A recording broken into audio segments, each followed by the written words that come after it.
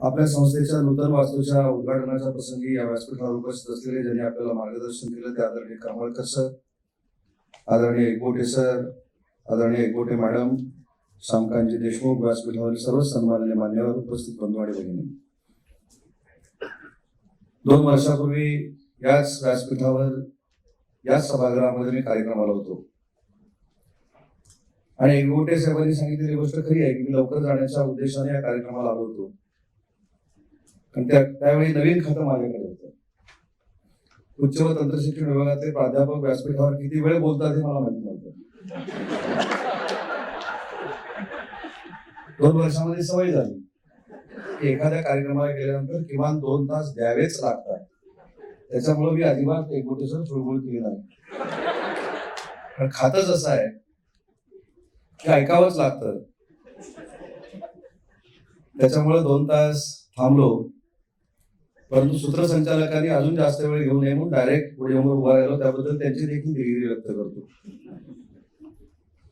आज कार्यक्रम अतिशय चांगला आहे, स्तुत्य आहे. कमळकर सरांनी देखील त्यांची भूमिका मांडली, एकबोटे सरांनी देखील त्यांची भूमिका मांडली. त्यांनी अपेक्षा व्यक्त केली की पुढचे 3 वर्ष सातत्यानं मी इथे यावा. सर, तुम्ही काही काळजी करू नका, 3 वर्ष नाही, पुढची 25 वर्ष आम्हीच येणार आहोत.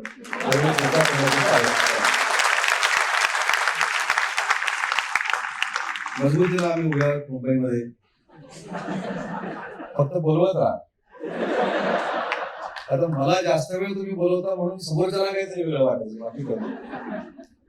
पण आज तुमची जी संस्था आहे ती अतिशय चांगल्या पद्धतीनं पारदर्शकपणानं चालते, याचा सार्थ अभिमान महाराष्ट्रातला कार्यकर्ता म्हणून आणि तुमच्या विभागाचा प्रमुख म्हणून नक्कीच मला आहे. माझं देखील 2 वर्ष कॉलेज जीवन हे पुण्यामध्ये गेलं, पण दुर्दैवाने या कॉलेजला मी ऍडमिशन घेऊ शकलो नाही. हे खरोखरच माझं दुर्दैव आहे. त्या कॉलेजच्या समोर मी अनेक वेळा गेलो कारण माझ्याकडे मोटरसायकल होती, परंतु कॉलेजमध्ये येऊन शिक्षण घेण्याची संधी मला मिळाली नाही. आणि आज तुमचं सगळं साम्राज्य बघितल्यानंतर, इंजिनिअरिंगचे विद्यार्थी बघितल्यानंतर, इव्हन KG पासून PG पर्यंत तुम्ही कसं शिकवता हे सगळं बघितल्यानंतर मला अभिमान वाटतो की एका चांगल्या संस्थेला मी भेट दिली. आणि याच्या पुढे आम्ही बोलवलं नाही तुम्ही सारखी सारखी भेट देत तुम्हाला कंटाळा येईल, परंतु तुम्ही त्याची अजिबात चिंता करू नका. पण तुमच्या भावना महत्वाच्या आहे. आज महाराष्ट्र शासनानं असेल, विद्यापीठानं असेल, तुम्हाला ऑटोनॉमी दिली, स्वायत्ता दिली, मुक्तपणानं तुम्हाला वागायला सांगितलं, परंतु तुमच्या पायामध्ये पुन्हा एकदा कुठेतरी दोरखंड बांधले अशी भावना आपल्या सगळ्यांच्या मनामध्ये आहे. फक्त तुमच्या मनामध्येच नाही, तुमच्यासारख्या अनेक संस्था, 70-72 संस्था ज्या महाराष्ट्रामध्ये कार्यरत आहेत, त्यातल्या 58 संस्था अतिशय चांगल्या पद्धतीने महाराष्ट्रामध्ये काम करत आहेत.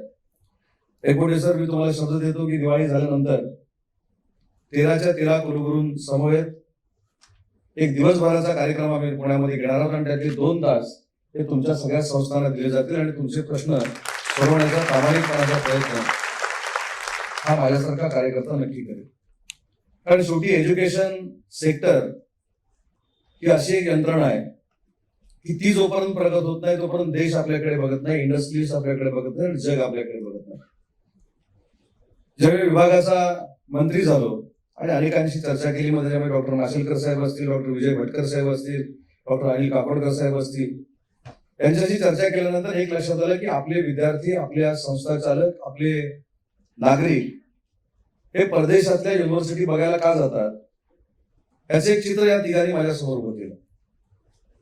आणि हे चित्र उभं केल्यानंतर मी देखील थोडाफार राजकारणी आहे असं म्हणत नाही, परंतु माझ्यापेक्षा जे खरोखरच विद्वान आहेत, माझ्यापेक्षा जे खरोखरच शिकलेले आहेत, त्यांना मान सन्मान देण्याची भूमिकाही माझ्याकडे असते.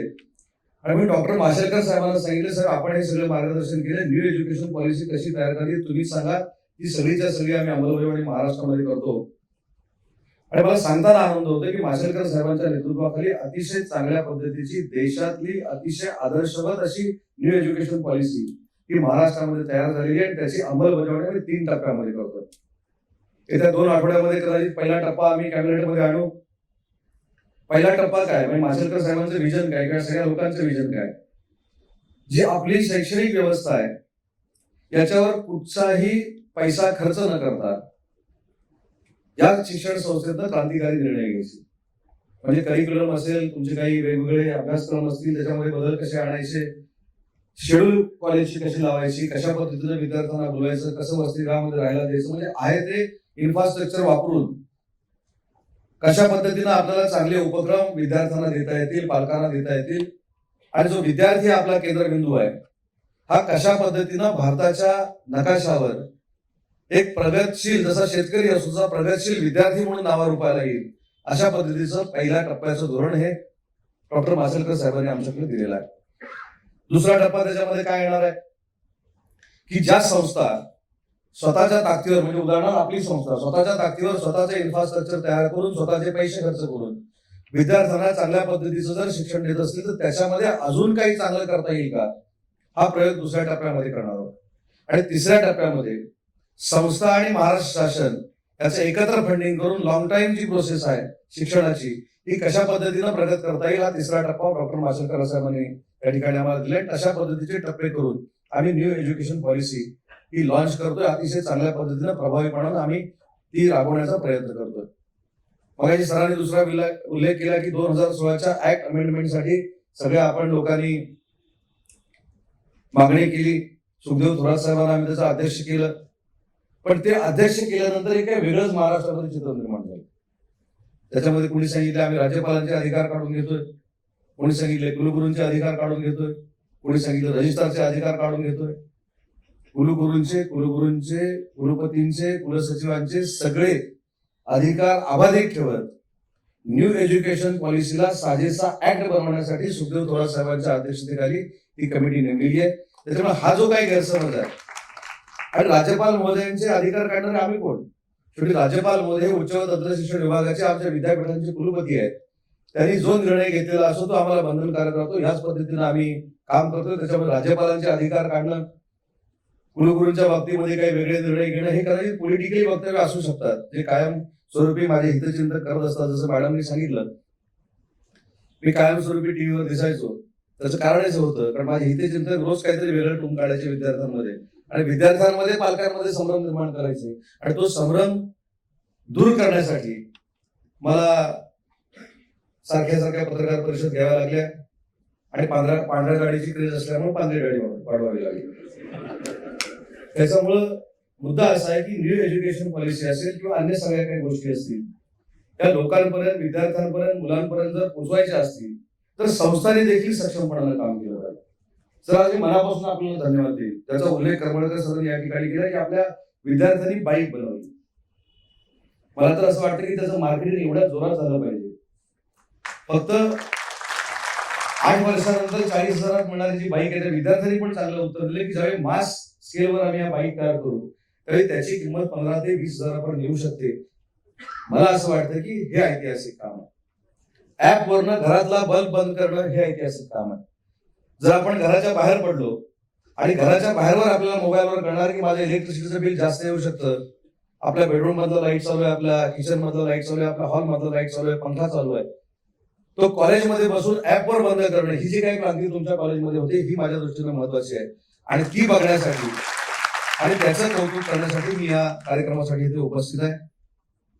आज अतिशय चांगला कार्यक्रम होता. अतिशय चांगल्या वास्तूचं उद्घाटन करण्याची संधी मला मिळाली. आणि एवढंच नाही तर अनेक लोकांशी चांगल्या पद्धतीनं संवाद करण्याची संधी देखील मला मिळाली. काही प्राध्यापक मंडळींना असं वाटत होतं की अजूनही मी जास्त वेळ तिथं थांबावं, ते बघावं.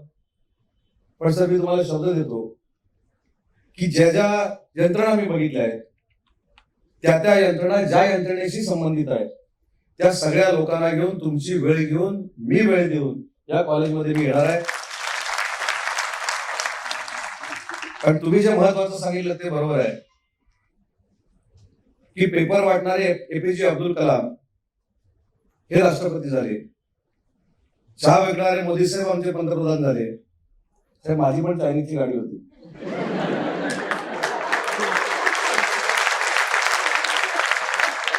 माझी चायनीजची गाडी असल्यानंतर मी काय होणार आहे मला असं माहिती नाही. पण महत्वाचा मुद्दा असा आहे की ज्यावेळी या माननीय व्यक्तींची लोकमान्य टिळकांचं देखील नाव घेतलं, त्यांचं जन्मगाव माझं मतदारसंघामध्ये आहे, तर या महनीय व्यक्तींसारखे जर लोक आपल्याला तयार करायचे असतील तर सगळ्याच लोकांचं मार्गदर्शन, विद्वानांचं मार्गदर्शन हे आपल्या सगळ्या विद्यार्थ्यांना होणं गरजेचं आहे. आणि हे जर मार्गदर्शन करायचं असेल तर फक्त तुमची जबाबदारी नाही, आमची देखील जबाबदारी आहे. महाराष्ट्र शासन म्हणजे मंत्र्यांना इथे यायचं, भाषण करायचं, टाळ्या घ्यायचं आणि निघून जायचं. असं करण्यापेक्षा मंत्र्यांना गेल्यानंतर चांगली सुविधा घेऊन जर परत संस्थेमध्ये तो मंत्री आला आणि विद्यार्थ्यांना स्वतःच्या पायावर उभारण्यासाठी काहीतरी यंत्रणा उभी करून देऊ शकला, तर मला असं वाटतं की सगळ्यात न्यू एज्युकेशन पॉलिसी माझ्या दृष्टीने ही आहे की माझा महाराष्ट्रातला प्रत्येक विद्यार्थी किंवा विद्यार्थिनी ही स्वतःच्या पायावर उभी राहिली पाहिजे. मगाशी देखील सर मी एका माझ्या भाषणामध्ये सांगितलं, मी पण आपला जास्त वेळ घेणार नाही कारण पुढे मला 2 कार्यक्रम आहेत, की मी ज्यावेळी 10वीची परीक्षा दिली त्यावेळी पूर्ण महाराष्ट्र बोर्ड होतं आणि त्या महाराष्ट्र बोर्डातनं जोगेश्वरीच्या झोपडपट्टीतला एक विद्यार्थी 96% गुण घेऊन हा 1 नंबरला आला होता. त्याचं नाव होतं मंगेश म्हैसकर. आणि योगायोगानं 2013-2014ला मी महाराष्ट्र राज्याचा राज्यमंत्री झालो आणि त्याच्या बाजूला बसण्याची संधी मला मिळाली मुंबईमध्ये. आणि मी त्याला विचारलं की नक्की सध्या कुठे असतोस, काय करतोस. मला देखील कुतूहल होते की माझ्या बॅचचा एक अतिशय हुशार विद्यार्थी आज माझ्या बाजूला बसले, नक्की तो काय करत असावं, काय करतो, ही देखील क्युरिओसिटी होती. सर मला त्यांनी सांगितलं मी युएसला दर वर्षाचं पॅकेज 1,80,00,000 घेतो. पण 1,80,00,000 अग्रीमेंट करताना कंपनीनं माझ्यावर अग्रीमेंट नाही केलं, मी कंपनीबरोबर अग्रीमेंट केलं आणि मला पाहिजे तसं केलं. पण कंपनीला आवश्यकता होती त्या विद्यार्थ्याची, मंगेशची, की त्यानं आपल्याच कंपनीमध्ये जर काम केलं तर माझ्या कंपनीचं रेप्युटेशन वाढेल. या उद्देशानं सगळे नियम, सगळ्या अटी मंगेशच्या त्यांनी मान्य केल्या. त्यातली एक प्रमुख अट होती की दरवर्षी जानेवारी आणि फेब्रुवारीला मी मुंबईमध्ये येणार, म्हणजे महाराष्ट्रामध्ये येणार, देशामध्ये येणार. त्याचं कारण विचारल्यानंतर त्यानं मला सांगितलं की मी आता कोविडमध्ये तो आला होता की नाही मला माहित नाही, परंतु मी त्या जानेवारी फेब्रुवारीमध्ये इथे आल्यानंतर माझी जी पूर्वीची परिस्थिती होती, मी झोपडपट्टीमध्ये शिकत होतो, सर्वसामान्य कुटुंबामध्ये शिकत होतो, अशा विद्यार्थ्यांना माझ्याकडनं कमवलेला जो पैसा आहे तो घेऊन त्यांना देखील ज्ञानदानाचं काम मी इथं महाराष्ट्रामध्ये येऊन करतो. हा विचार ही महाराष्ट्राची शैक्षणिक संस्कृती आहे, महाराष्ट्राची शैक्षणिक परंपरा आहे. आणि म्हणून मला पालकांना, विशेषतः प्राध्यापकांना, माझ्या सर्व सहकाऱ्यांना, विद्यार्थ्यांना विनंती करायची आहे की आपण परदेशामध्ये चांगलं शिकायला गेलं, आम्हाला काही अडचण असण्याचं कारण आहे, आम्ही तर त्याच्यासाठी शिष्यवृत्ती देखील देतो. पण परवाच्या एक बैठकीनंतर भयावह चित्र निर्माण झालं. देशातनं 100 विद्यार्थी जर परदेशामध्ये शिकायला गेले त्याच्यातनं परत येणाऱ्यांची संख्या फक्त 20 आहे. माझं असं म्हणणं नाही की परदेशामध्ये जाऊ नये, पण परदेशामध्ये गेल्यानंतर मंगेश म्हैसकरचा जो आदर्श आहे हा प्रत्येक विद्यार्थ्यानं घ्यावा आणि तो आदर्श घेण्यासाठी प्राध्यापकांनी, पालकांनी विद्यार्थ्यांना प्रवृत्त करावं, ही या कार्यक्रमाच्या निमित्तानं आपल्या सगळ्यांना मला विनंती करायची आहे. कारण शेवटी मातृभाषा, मातृभूमी ही देखील आपल्याला महत्वाची आहे. कारण आम्ही फक्त राजकारणी भाषणामध्ये आणि निवडणुकीच्या वेळी मराठी असेल, छत्रपती शिवराय असेल, या सगळ्या गोष्टींचा उल्लेख करतो, पण निवडणूक गेल्यानंतर त्याच्याकडे बघतो का, हे आत्मचिंतनाची वेळ देखील आमच्यावर आलेली आहे. पण एक गोष्ट सर अभिमानानं सांगतो की महाराष्ट्र राज्यामध्ये महाविकास आघाडीचं सरकार आलं, उद्धव ठाकरे साहेब महाराष्ट्र राज्याचे मुख्यमंत्री झाले आणि देशातला ऐतिहासिक निर्णय 6 जुलैच्या निमित्तानं महाराष्ट्र सरकारने घेतला. आम्ही फक्त छत्रपती शिवाजी महाराजांचा बॅनरवर फोटो टाकला नाही, तर छत्रपती शिवाजी महाराजांचं चरित्र हे महाविद्यालयाच्या विद्यार्थ्यांसमोर आणि विद्यार्थिनींसमोर हे कायमस्वरूपी राहावं, यासाठी 6 जुलै हा दिवस शिवस्वराज्य दिन म्हणून साजरा करण्याचा निर्णय देशामध्ये पहिल्यांदा जर कोणी घेतला असेल तर तो महाराष्ट्र सरकारने घेतला. याचा देखील सार्थ अभिमान माझ्यासारख्या कार्यकर्त्याला. मग छत्रपती शिवरायांच्याच बाबतीत हा आम्ही काय निर्णय घेतला. आज आपल्याला अजून एक महत्वाची माहिती सांगतो की छत्रपती शिवाजी महाराजांवर जर रिसर्च करायचा झाला तर तसं रिसर्च सेंटर दुर्दैवानं आपल्या महाराष्ट्रामध्ये नाही. पण भविष्याच्या 2 वर्षामध्ये आंतरराष्ट्रीय दर्जाचं छत्रपती शिवाजी महाराजांवरचं रिसर्च सेंटर या महाराष्ट्रामध्ये होत आहे आणि सुदैवानं माझ्या मतदारसंघामध्ये होत आहे. आज देशातल्या, जगातल्या कुठच्याही माणसाला जर छत्रपतींवर रिसर्च करायचा झाला तर त्यांच्या पदस्पर्शानं पावन झालेल्या कोकण भूमीतच त्यांना यावं लागेल. अशा पद्धतीची एक यंत्रणा छत्रपती शिवाजी महाराजांच्या नावानं आम्ही महाराष्ट्राच्या स्तरावर राबवतोय. आणि त्याचबरोबर मी करमळकर सर आपलं देखील अभिनंदन करतो. नुसतं नाव घेऊन किंवा नुसतं आम्ही आदर्श घेऊन चालतो हे सांगण्यात काही अर्थ नाही. तर करमळकर सरांच्या नेतृत्वाखाली छत्रपती शिवाजी महाराजांवर अभ्यास करणारी डिग्री देखील सावित्रीबाई फुले विद्यापीठामध्ये सुरू झाली. हा महाराष्ट्राचा अभिमान आहे. इंजिनियर तर मुलं झालीच पाहिजे, वैद्यकीय शिक्षण त्यांनी घेतलंच पाहिजे, स्किल डेव्हलपमेंट मध्ये ते गेलेच पाहिजे, BA BCom सगळं नॉलेज झालं पाहिजे. पण महाराष्ट्राचा इतिहास काय आहे आणि महाराष्ट्र नक्की कुणी घडवला आहे हे देखील माझ्या पुढच्या पिढीला कळलं पाहिजे. आणि म्हणून विद्यापीठानं टाकलेलं पाऊल हे अतिशय कौतुकास्पद आहे. आणि म्हणून जाहीररित्या करमळकर तुमचं आणि तुमच्या सगळ्यांचं मी मनापासून कौतुक करतो. पण ही चळवळ फक्त विद्यापीठापुरती मर्यादित न राहता ही महाविद्यालयांपर्यंत पोहोचली पाहिजे. यासाठी भविष्यात विद्यापीठानं काम केलं पाहिजे एवढीच मी या ठिकाणी विनंती करतो. आज सगळे प्राध्यापक, विद्यार्थी वर्ग, सगळे कर्मचारी वर्ग या ठिकाणी आहेत, म्हणून आपल्याला देखील एक विनंती करतो. मागच्या वर्षी आपल्याला माहितच असेल की करोनाच्या पार्श्वभूमीवर महाराष्ट्र सरकारनं परीक्षा रद्द करण्याचा निर्णय घेतला. परीक्षा रद्द करण्याचा निर्णय घेतला तो अंतिम वर्षापर्यंतच्या परीक्षा आम्ही रद्द केल्या. त्या सगळ्या समितीवर करमळकर सर देखील होते, अनेक कुलगुरू देखील होते. आणि मला असं वाटतं की त्यावेळी जो निर्णय झाला तो विद्यार्थ्यांच्या मनातला होता, पालकांच्या मनातला होता, प्राध्यापकांच्या मनातला होता, शिक्षकेतर कर्मचाऱ्यांच्या मनातला होता. कारण नक्की कोविड काय, नक्की करोना काय, ही महामारी कशा पद्धतीने येणार आहे, ती काय करून जाणार आहे, त्यावेळी कोणाला माहित नव्हतं. आणि म्हणून धाडस म्हणून हा निर्णय घेतला. निर्णय घेतल्यानंतर अंतिम वर्षाच्या परीक्षा देखील मी जाहीरपणानं सांगतो की विद्यार्थ्यांच्या आरोग्याच्या दृष्टीनं, माझ्या प्राध्यापकांच्या आरोग्याच्या दृष्टीनं, पालकांच्या आरोग्याच्या दृष्टीनं, संस्था चालकांच्या आरोग्याच्या दृष्टीनं आणि शिक्षकेतर कर्मचाऱ्यांच्या आरोग्याच्या दृष्टीनं मला 100% रद्दच करायच्या होत्या. परंतु त्यासाठी सुप्रीम कोर्टापर्यंत लढाई करावी लागली. सुप्रीम कोर्टानं परीक्षा घ्यायला निर्णय दिला. पण हा निर्णय दिल्यानंतर मला आपल्या सगळ्यांचं कौतुक करायचं, आपल्या सगळ्यांना धन्यवाद द्यायचे की ज्यावेळी विद्यापीठाने ठरवलं की आता ऑनलाईन एक्झाम घेतली पाहिजे, तर ती ऑनलाईन एक्झाम सगळ्यात चांगलं घेणारं राज्य हे देशातलं महाराष्ट्र राज्य ठरलं. त्याला कारणीभूत तुम्ही सगळे म्हणूया. परंतु याला जोडून मला एक विनंती करायची आहे. 2 वर्ष ऑनलाईन एक्झाम आपण घेतल्या, पण त्या ऑनलाईन एक्झाममुळे मुलांच्या मनामध्ये एक वेगळा दिनगंड तयार झालेला मला दिसलेला आहे. याचं कारण आम्हीच राजकारणी आहोत. ज्यावेळी करोनामुळं ऑनलाईन एक्झाम घ्यायचा निर्णय घेतला तेव्हा अनेक लोकांनी सांगितले ही कोविडची बॅच आहे, कोविड बॅच म्हणून शिक्का त्याच्यावर येणार आहे, कोविड बॅच असल्यामुळे विद्यार्थ्यांना पुढे नोकरी मिळणार नाही, अशा पद्धतीचा एक घाणेरडा अपप्रचार करण्याचा प्रयत्न काही लोकांनी केला. त्याच्यावर जास्त मला बोलायचं नाही. आणि म्हणून हा आघात विद्यार्थ्यांवर झाला. मला करमळकर साहेब आपल्याला विनंती करायची, विद्यापीठाला देखील विनंती करणार आहे की हा जो विद्यार्थ्यांच्या मनावर आघात झालेला आहे तो खरं दूर करणं आपल्या सगळ्यांची जबाबदारी आहे. कारण आपण दिलेलं कोविड मधलं सर्टिफिकेट देखील युनिव्हर्सिटीचं पहिल्यासारखंच सर्टिफिकेट आहे, पहिल्यासारखंच मार्कलिस्ट आहे, हे देखील विद्यार्थ्यांना कळवणं ही आपली सगळ्यांची जबाबदारी आहे. आणि शासकीय नोकऱ्यांमध्ये किंवा शासकीय कॉलेजेसमध्ये कुठेही असं होणार नाही याची मी घेतो. कारण तिथं कोविड बॅच किंवा कोविड मध्ये परीक्षा दिलेला विद्यार्थी असं कुठेही आपण सर्टिफिकेटवर लिहिलेलं नाही किंवा मार्कशीटवर लिहिलेलं नाही.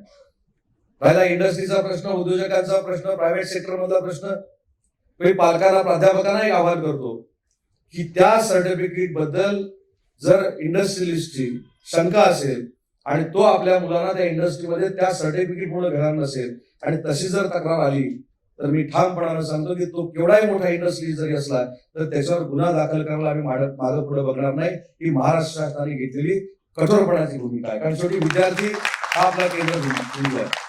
विद्यार्थ्याने काही जाणीवपूर्वक किंवा त्याच्या मागणीनं आपण ऑनलाईन एक्झाम दिली नाही, तर ऑनलाईन एक्झाम देण्याची सिच्युएशन क्रिएट झाली. पॅन्डेमिक मध्ये ऑनलाईन एज्युकेशन देणं ही आपल्या सगळ्यांना भाग पडला आणि त्याच्यामुळे आपण ते परीक्षा घेतलेल्या आहेत. हा देखील प्रचार प्राध्यापकांनी करणं गरजेचं आहे. आणि दुसरी एक महत्वाची गोष्ट आहे की विद्यार्थ्यांपर्यंत हा देखील संदेश पोहोचवणं गरजेचं आहे. 20 तारखेला आपली कॉलेजेस सुरू झाली. 25 तारखेपासून 2 तारखेपर्यंत मिशन युवा स्वास्थ्य या नावानं आदित्य ठाकरे साहेबांच्या पुढाकाराने एक फार मोठा ड्राईव्ह लसीकरणाचा आम्ही महाराष्ट्रामध्ये घेतोय. त्यामुळे कसं आपण देखील त्याच्यामध्ये पुढाकार घेतलेला आहे. जे उरलेले आपले विद्यार्थी आहेत, विद्यार्थिनी आहेत, त्यांना देखील ते लसीकरण करून घेण्याचा आपण भाग पाडलं पाहिजे. प्राध्यापक वर्गांमध्ये जर सेकंड डोस शिल्लक राहिला असेल तो देखील घेतला पाहिजे. शिक्षकेतर कर्मचाऱ्यांनी घेतला पाहिजे. आणि भविष्यातलं कॉलेज हे आनंदमय आणि निरोगी असलं पाहिजे अशा पद्धतीची भूमिका महाराष्ट्र सरकारची असल्यामुळं या देखील मोहिमेमध्ये आपण सगळ्यांनी सामील व्हावं एवढीच कळकळीची विनंती करतो. नवीन इमारतीचं उद्घाटन झालं असं जाहीर करतो आणि विनंती एकच करतो की जे विद्यार्थी आता कॉलेजमध्ये यायला सुरुवात करतील, कॉलेजमध्ये येतील, जे मी दोन्ही कॉलेजच्या कार्यक्रमांमध्ये सांगितलं, त्या विद्यार्थ्यांना आपल्याच घरातली मुलं आहेत, आपलीच मुलं आहेत अशा पद्धतीनं जर आपण वागवलं तर त्यांच्यावर आलेलं करोनाचं संकट आणि त्याचं बर्डन हे निश्चितपणाने दूर करण्यामध्ये आपण सगळे मिळून यशस्वी व्हाल. आणि तेवढं आपण करावं एवढीच विनंती करतो. जास्त वेळ आपला घेतला त्याबद्दल मनापासून दिलगिरी व्यक्त करतो. एकबोटे सर मला बोलवत राहा, तुम्ही नाही बोलवलं तरी मी येणार असं अगोदर सांगितलेलं आहे. त्याच्यामुळे एकबोटे सरांना मनापासून धन्यवाद एवढ्यासाठीच देतो. एकबोटे सरांचं अभिनंदन एवढ्यासाठीच करतो की अतिशय उत्कृष्ट संस्था म्हणजे आदर्शवत संस्था ज्याचा उल्लेख कमळकर सरांनी केला, महाराष्ट्राचं भूषण असणारी संस्था, आणि त्या संस्थेमध्ये सर मला आपण बोलवलं, माझा आदर सत्कार केला, त्याबद्दल मनापासून आपल्याला धन्यवाद देतो. आणि तुम्ही केलेला सत्कार फुकट जाणार नाही आणि त्याचा पश्चाताप होणार नाही याची 100% ग्वाही देतो आणि थांबतो. जय हिंद, जय महाराष्ट्र.